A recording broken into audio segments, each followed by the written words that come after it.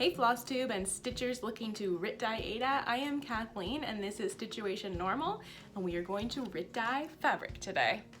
Here is what you're going to need. First, a shirt that you don't care about if you accidentally get dye on it, because sometimes we accidentally get dye on things. Do not wear clothes that you care about. Gloves. You're gonna need gloves, okay? You do not want this dye on your hands. You're gonna need your fabric that you want to dye. This is just Aida that I picked up from Stash off Marketplace and the thrift store, so I did not pay full price for it. It's old and I don't care if I mess it up or not. So I've got this piece, and then I have a piece that I've previously dyed that I want to try adding another color to. So you will also need your Rit Dye colors. The first piece was dyed with this one, but I'm going to be using this and this today. So we have royal blue and teal. You are going to need containers. These are old soup containers that I've cleaned out because we want to reduce, reuse, recycle, right? So I have these containers that we're gonna be dyeing the fabric in. Then I also have apple juice containers that I've cut the tops off of. And this is what I previously used to this is what we're gonna put the dye in. This is what we're gonna put the fabric in. Or you can do the other way around. It doesn't make much of a difference. And then the other thing you're going to need are some spoons. Again, pick them up at the thrift store, or if you have some that you're never gonna use again, you cannot use these for food. If you use dye with them, the Rit Dye, you cannot use these with food again, okay? So don't. These are like right on them with a Sharpie, do not use again. And then if you're going to do a piece that goes in the oven as well, you're gonna need one of these. Again, pick it up at the thrift store, super cheap, or Marketplace, or even the dollar store sometimes has these. So this is not going to be used for food ever again, okay? So make sure you are prepared to never use them for food again. That's what you need. Okay, so let's get started. The first step is to wet your fabric. Just get it all wet.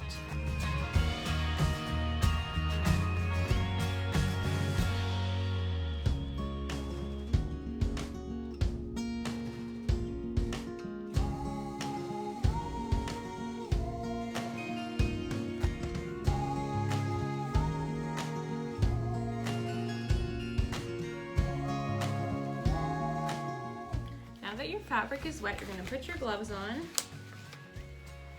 You're gonna take your dye, take the little inner layer off. You want your gloves on for that, so make sure you have your gloves on. You're gonna boil some water. I just used the kettle, so it's boiling right now. And you're gonna shake up your dye. You wanna shake it up really well because I have opened it before and on the top has been a layer of like the thick, it's like a gel almost, what the dye itself looks like when it should be liquid. So that means it was all at the top. So you wanna shake it up because you want it mixed up so that you get the proper dye. I don't think you can overshake. So grab your boiling water, which like I said, I just used the kettle because it's quicker, and you're gonna pour it into your containers. So I'm doing 2 different colors, so I'm pouring it into 2 different containers, and I would say fill it up a good ways. There. Now that you have your boiling water, you can take your dye. So for my first color, I'm going to just do teal. So I'm gonna shake it again one more time because again, you want it really mixed up. Now I'm gonna do 1 capful. And it's teal, pouring it in, okay? And I think some just plopped out. So again, this is why I'm gonna do another little capful, half a cap, I would say, for the second one. Oh, see there, it's spilling everywhere. So again, I put down this cover on my table because you don't want to, so if you're doing it in your kitchen, you want to have something laid down so that if it does splash like that just did, you're covered. So then you take one of your spoons that you're never gonna use for food again and give it a good stir. Stirring, stirring, stirring. Okay. And then for this one, I'm going to do the royal blue. And I'm gonna shake it, shake it, shake it. And I'm only gonna do a half a cap of royal blue. Well, Looks like more came in than I was planning. The cap method does not work, but if you want to measure it, again, you take your measuring cups and you do not use them for anything else. They are strictly for Rit dyeing at that point if you use a measuring cup. And then I'm gonna put a little bit of teal in this one. Or I'm gonna put a full cap of teal in this one. There we go. So, now that I've put it in, I'm gonna take another spoon, separate spoon, and stir it up. And you can give them good stirs, a good amount of stirring. Okay, you have successfully mixed your Rit dye. Now, we are going to prepare the fabric. So, take one of these containers. It can be another one of these ones. If you have a whole bunch of these ones, use those. Use what you have. I have this. It's never gonna be a juice container again. I'm never using it for anything else other than Rit dye. So, you take your container, and then you take your fabric that you wanna dye, which is this one. It's wet, we wet it. So I'm gonna kind of scrunch it, like, give it maybe a little twist in my hand. And let it kind of gather around, and I'm gonna stuff it in there. So you can see it is stuffed in there. Now I'm gonna take my Just Teal, give it another stir, and I'm just gonna spoon it in. Right over top of it. And I want you to know that your fabric is gonna look much darker than it actually is. So when I dyed this first piece, I was so worried that it was gonna be too dark, but it wasn't too dark. So that's the thing, you just kind of have to play around with it until you find what works for you. So just keep spooning it and kind of pushing it around with your spoon. Use your spoon as your tool. And then sometimes I like to just pour a little in, or a lot in. Give it a good pour, squish it down, and then pour it back in here. Okay, so that gave it a good little bit of coverage, and then I'm just gonna spoon it so that it models, right? Okay, you wanna look on the bottom. See, the good news about using a clear container is you can look on the bottom and see where it gets. So I kind of like just peek under and I say, this little spot here isn't getting it. So then you need to use your spoon to manipulate it. That's why I always recommend using the spoon.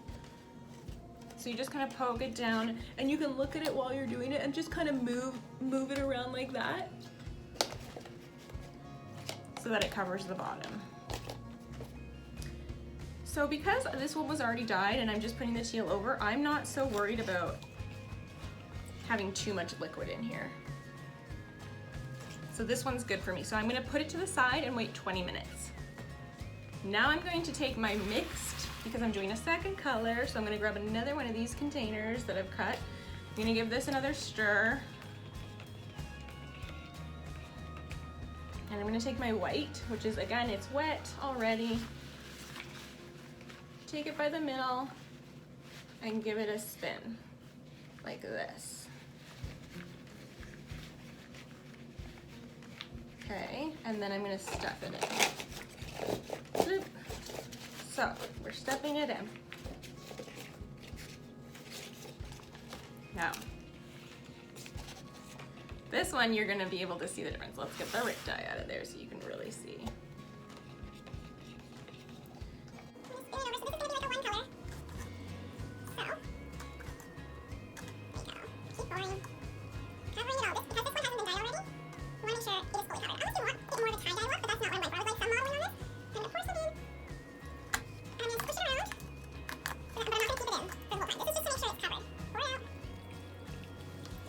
And then we're gonna look on the bottom. See on the bottom how it hasn't gotten all of it? It hasn't all been covered. So then I'm gonna use my spoon and just kind of move it around, move the liquid around. There we go. I'm gonna put some more in. So it looks darker than it is. So right now this looks kind of light, so I don't mind putting a little bit more in. But you don't, if you're dyeing it a solid color, then you can fill it up to the top if you want with liquid, okay? But right now you can see, I have not, if I lean it here, you can kind of see it. It's not super full of liquid. I mean, I'm gonna squish it down. I want a little bit more. As you can see, I am sloshing it around all over my table. So again, you're gonna wanna lay something down. This is dye that you would dye fabric with. So anything that you don't want dyed, you wanna cover up. Okay, so I think that's good enough for this piece. I'm gonna give it a little shaky, shaky, shaky, and I'm gonna set it aside. So now I have 2. Then I'm gonna do my 3rd piece. I'm gonna grab another one of these. Save them, save what you have, yogurt containers, anything, just save it so you can work with it. Now I'm going to take, again, this is my teal and my royal blue mix. So I'm gonna take my last piece, open up the piece, put your palm here, grab here, give it a good twist, and just keep twisting around, let the fabric gather around, and then stuff it in. You manipulate it however you want, right? There we go. I'm gonna put it on. Oop, I'm gonna pour it on first if I want to. If you don't want, if you just want to spoon it on the whole time, you do that, because this is your fabric and you want it to look how you want it to look. Poking it with the spoon is very helpful, I find. And then, because then you can like lean it to the corner, all the liquid will come to the corner and you can get that spot, get this spot. Let's look at the bottom. How does the bottom look? Looks like we need a little bit there. So then you take your spoon and you pull it, you lift the fabric and then push it back down once the liquid has gone in. Did we get it? Oh, this spot needs it. There we go. Squish, squish, squish. I'm gonna pour some of it out because I don't want all of that in there. But then I'm gonna pour some more on. So then it sits with, certain spots will get darker. If you spoon it on, you've covered it all now, and now you can let certain spots get darker by pouring it on like this. I am dripping everywhere, guys. This is what I'm talking about, okay? You can go slower than me, and that might be a better way to not dye your whole house. There we go. I'm gonna do a couple more. Give it a shaker, poke it, poke it, poke it. There we go. And we're gonna let that sit for 20 minutes. Now, you have all this dye left. What do you do with that? Well, you can keep dyeing if you want. You can keep dyeing fabric with it. But if you're not, you need to dump it, okay? So where do you dump it? In the sink? Preferably not. If you have a laundry basin or an outdoor shower, anything like that, pour it in there. You don't want it where you eat, where you wash dishes. If you don't have any other option, then yes, put it down your kitchen sink, but then you need to really scrub your sink, okay? Because you don't want to be washing your food with these chemicals. So you're gonna get your gloves back on. We are in my dungeon of a laundry room, and sorry about this disgusting sink, but this is where you want to do it. You don't want to do it in your kitchen sink. So I'm gonna take the first one. We're gonna take it out. Dump that out. Squeeze that out. And we're gonna turn on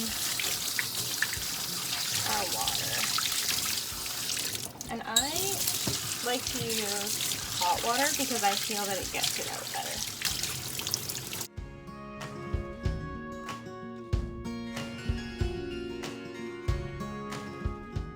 You're gonna do this until the water turns clear.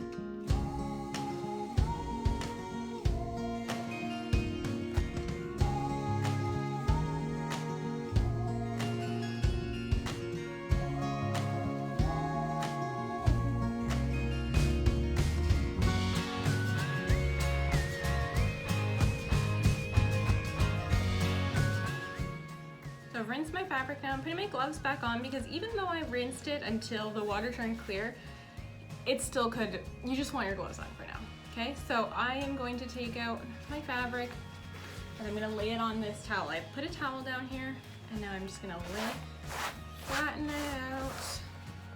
And we're gonna let it just dry on the towel. Just let it air dry. And here's my other piece. Gonna let it air dry. You don't want them to touch, because again, they could still have something on them, some dye on them. So you just flatten them out. And you can see there, I've just flattened them out on the towel, and they're gonna dry. I have one more here, and I'm gonna put this one in the oven. So I'm just kind of, I'm gonna scrunch it up a bit.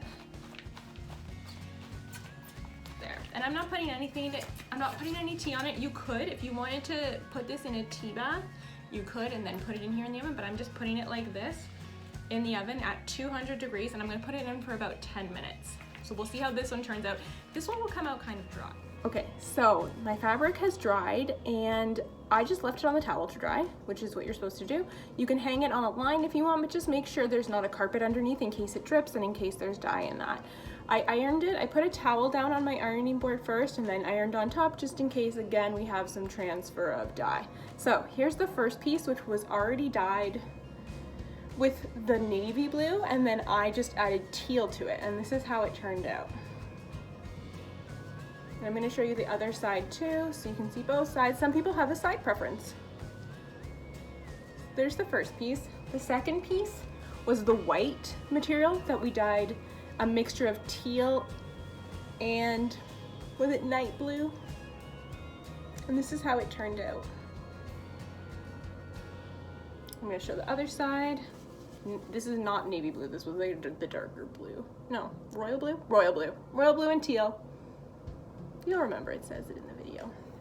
And then our last piece we put in the oven, which didn't really alter it too much. I think it just made it dry quicker. This was, again, the mixture of the teal and the royal blue. You can see that it has a really nice mottled effect. The thing that I noticed, if you look, these two were the same, were dyed with the same dye for the same amount of time. This was more of a yellowy color and this was white.